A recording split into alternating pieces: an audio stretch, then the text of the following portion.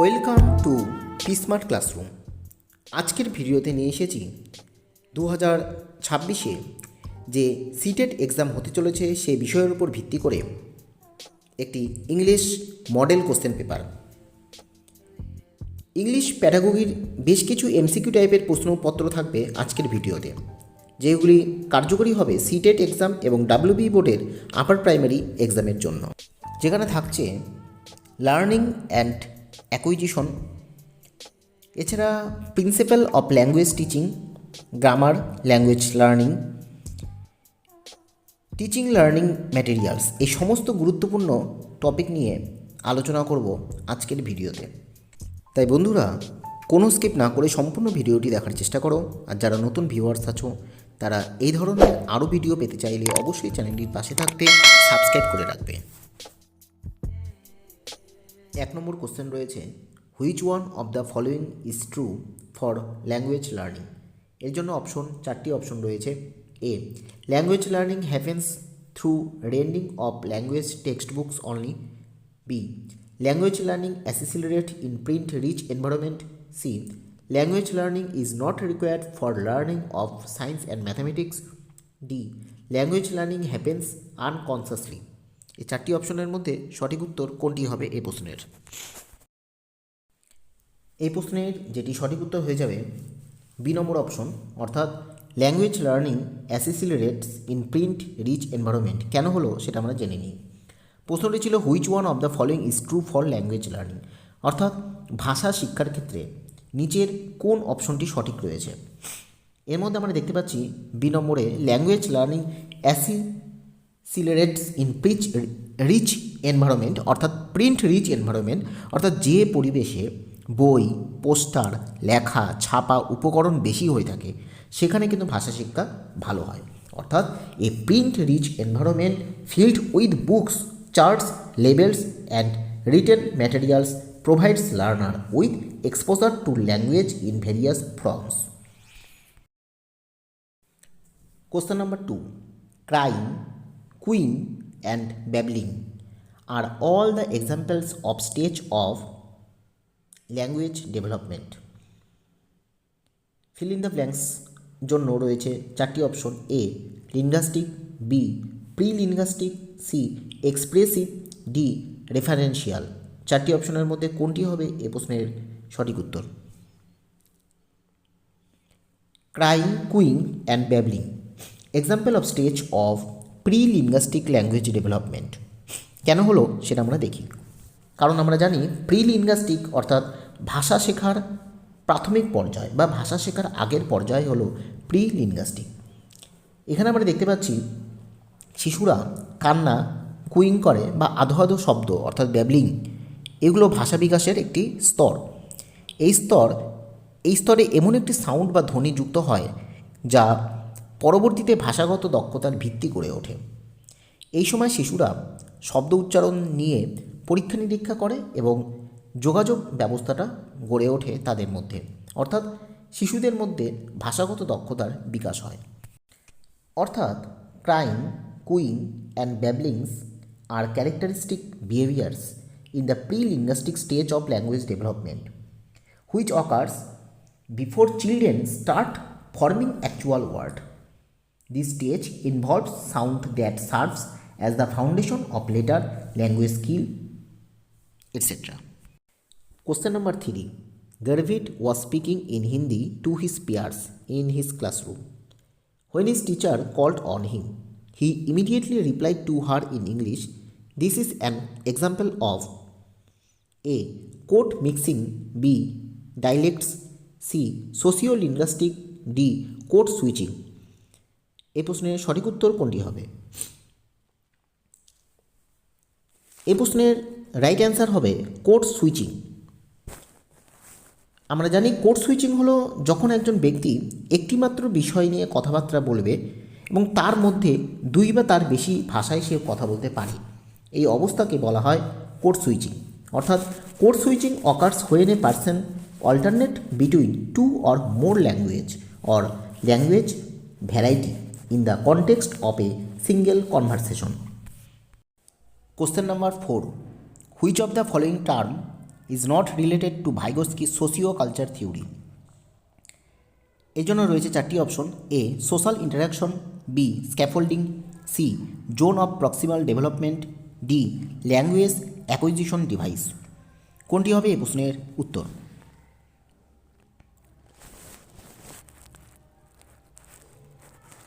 সঠিক উত্তর হয়ে যাবে ডি নম্বর option, language acquisition device.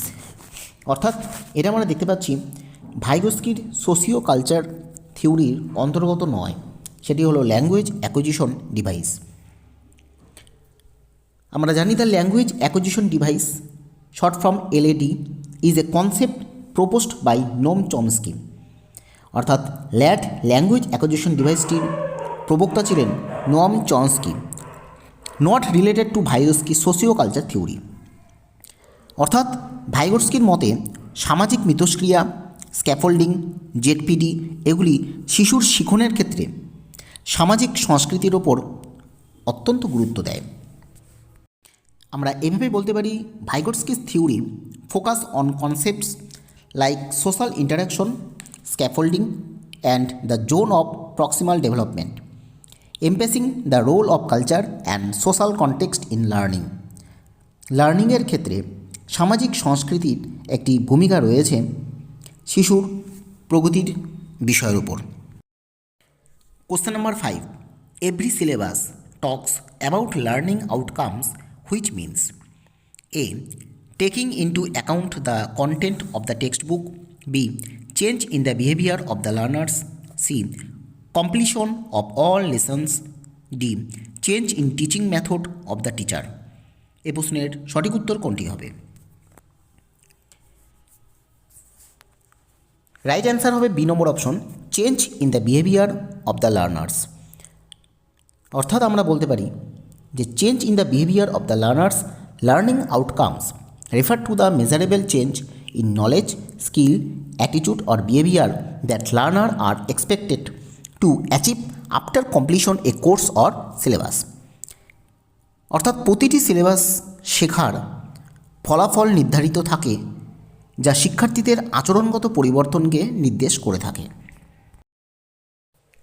Question number 6, looking for a number in the contact list of your phone is an example of a scanning, B survey, C review, D skimming. Which is the right answer? Right answer is scanning. A is the right answer, scanning. আমরা জানি scanning হলো কোনো নির্দিষ্ট তথ্য খুঁজে বের করার প্রক্রিয়া। কোনো নির্দিষ্ট তথ্য খুঁজে বের করার প্রক্রিয়াকে আমরা স্ক্যানিং বলবো। তাই এখানে বলছে looking for a number in the contact list, অর্থাৎ ফোনের কন্ট্যাক্ট লিস্ট থেকে আমরা যে নাম্বারটি খুঁজে বের করি সেটা হলো স্ক্যানিং। অর্থাৎ scanning involves quickly looking through a text or list to find specific information. In this case, searching for a specific number in the contact list of your phone is an example of scanning. Question number 7. Define new words within context instead of making the children learn meaning of new words. A. Often confuse the children. B. Helps in better understanding of the word. C. Promotes rote memorization. D. Leads to wastage of time. Which is the right answer? Right answer is B. Helps in better understanding of the word. অর্থাৎ helps in better understanding of the word, defining new words within a context allow learner to understand the word meaning in relation to how it is used rather than just memorizing definition.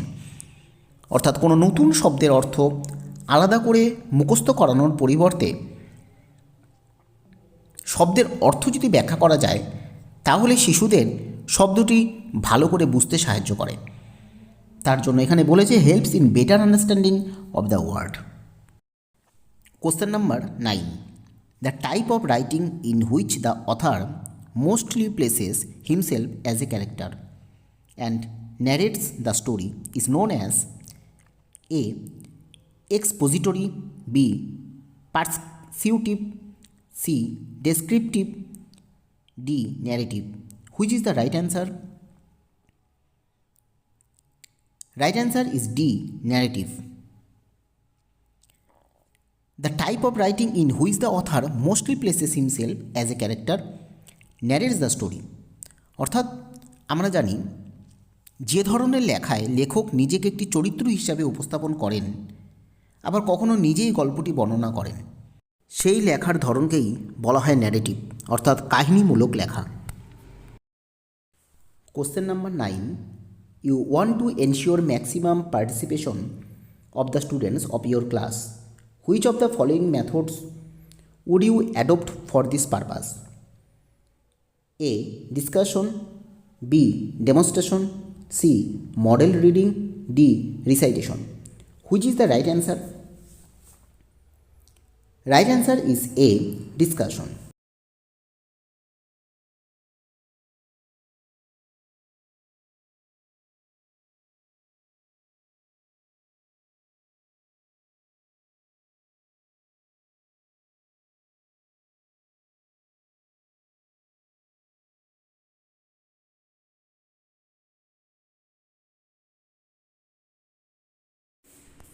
Question number 9.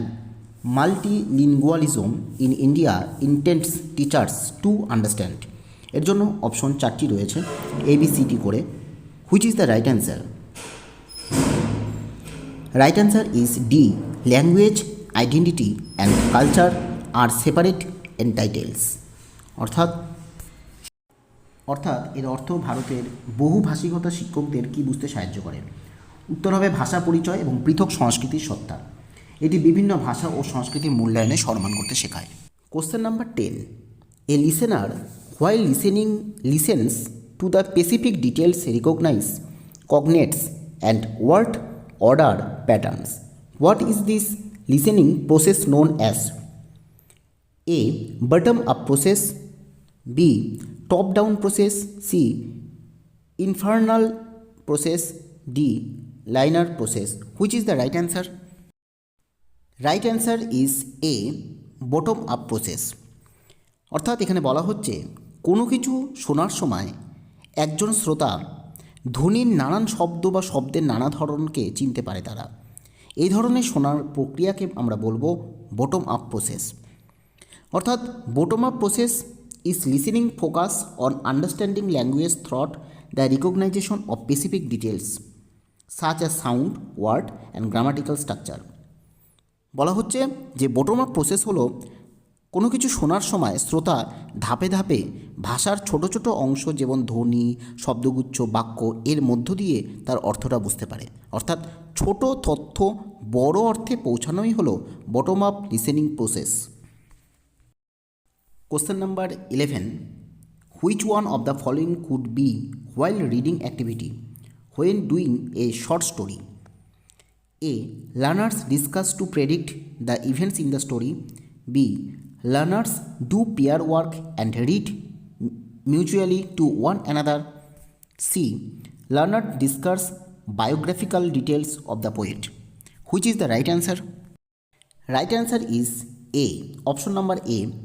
Learners discuss to predict the events in the story.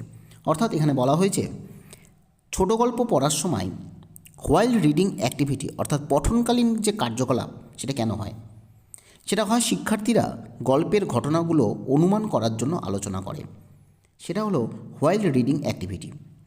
While reading activity পাঠ্য পড়ার সময় শিক্ষার্থীরা সক্রিয়ভাবে থাকে যাতে তারা পড়ার সময় পড়াটা বুঝতে পারে এবং গল্পে কী ঘটেছে সেটা অনুমান তারা করতে পারে। Question number 12. In one class you do not task any questions. Instead you give them some short text and ask your learners to frame questions. The objective behind your task is to A. Develop your learners as good paper setters. B. Take their help in your own task of setting question. C. Make your learners realize how difficult it is to frame questions. D. Enhance your learners' analytical and critical thinking. Which is the right answer? Right answer is option number D, enhance your learners analytical and critical thinkings. অর্থাৎ এখানে বলা হচ্ছে শিক্ষার্থীদের বিশ্লেষণমূলক ও সমালোচনামূলক চিন্তাভাবনার ক্ষমতা বাড়ে। এখানে এই প্রশ্নে বলা হয়েছে ইন ওয়ান ক্লাস, একটি ক্লাসে শিক্ষার্থীদের কোনো পাঠ্য থেকে প্রশ্ন তৈরি করতে বলা হলে তারা মূল বিষয়বস্তুর সঙ্গে যুক্ত হয় এবং এর মধ্য দিয়ে এরা সমালোচনামূলক অর্থাৎ অ্যানালাইটিক্যাল ও বিশ্লেষণমূলক ক্ষমতা নিজেদের মধ্যে তৈরি করে। কারণ শিক্ষার্থীরা এতে মূল বিষয়কে চিহ্নিত করতে পারে এবং নিজেরাই প্রশ্ন তৈরি করতে পারে। কোশ্চেন নাম্বার 13 খুব ইম্পর্টেন্ট একটি question. Language assessment aims at measuring. Option A, how each learner achieved in comparison to his peers. Option B, their overall or summative achievement. Option C, the language achievement of learners. Option D, the language proficiency of learners. Which is the right answer? Right answer is language proficiency of learners. অর্থাৎ এখানে বলা হচ্ছে language assessment aims at measuring, অর্থাৎ ভাষা মূল্যায়নের উদ্দেশ্য হলো পরিমাপ করা। এটির সঙ্গে যুক্ত হচ্ছে শিক্ষার্থীদের ভাষাগত দক্ষতা বাড়বে। The language proficiency of learners, অর্থাৎ যারা লার্নার আছে এর ফলে লার্নার্সদের ভাষার দক্ষতা, ভাষাগত দক্ষতা বৃদ্ধি পাবে। এখানে বলা হয়েছে language assessment aims to evaluate the proficiency of learners in a particular language. This include their ability of activity use the language in various domains such as speaking, reading, writing and listening। অর্থাৎ বলা হচ্ছে ভাষা মূল্যায়নের উদ্দেশ্য হলো কোনো একটি নির্দিষ্ট ভাষায় শিক্ষার্থীদের দক্ষতা মূল্যায়ন করা হয়। আর ভাষা ব্যবহার করা হয় স্পিকিংয়ের ক্ষেত্রে, রিডিংয়ের ক্ষেত্রে এবং রাইটিং অর্থাৎ লেখা এবং লিসেনিং অর্থাৎ শোনার ক্ষেত্রে। ভাষা দক্ষতার ক্ষেত্রে শিক্ষার্থীদের এই সামগ্রিক সক্ষমতার পরিমাপ করাই এর মূল উদ্দেশ্য। এটাই হলো assessment. Question number 14, the use of teaching aids aims at. Option A, engaging learners in learning task. B, optimising learning outcomes of the learners. C, minimising cases of indiscipline in the classroom. D, drawing learners attention in the classroom. Which is the correct answer? Correct answer is B, optimizing learning outcomes of the learners। অর্থাৎ teaching এইডসের ব্যবহারের যে main উদ্দেশ্য সেটা হচ্ছে লার্নারের যে শিক্ষা অর্জন করলো একজন শিক্ষার্থী তার আউটকাম কেমন হচ্ছে। The use of teaching aids enhance the teaching learning process by making concept clear and more engaging. It helps learner grasps information effectively. Question number 15, one of your students takes a favorite book and retells the story often by using pictures as cues. This strongly suggests option A, emergent reading stage. B, phonological awareness. C, synthetic awareness. D, narrative awareness. Which is the right answer?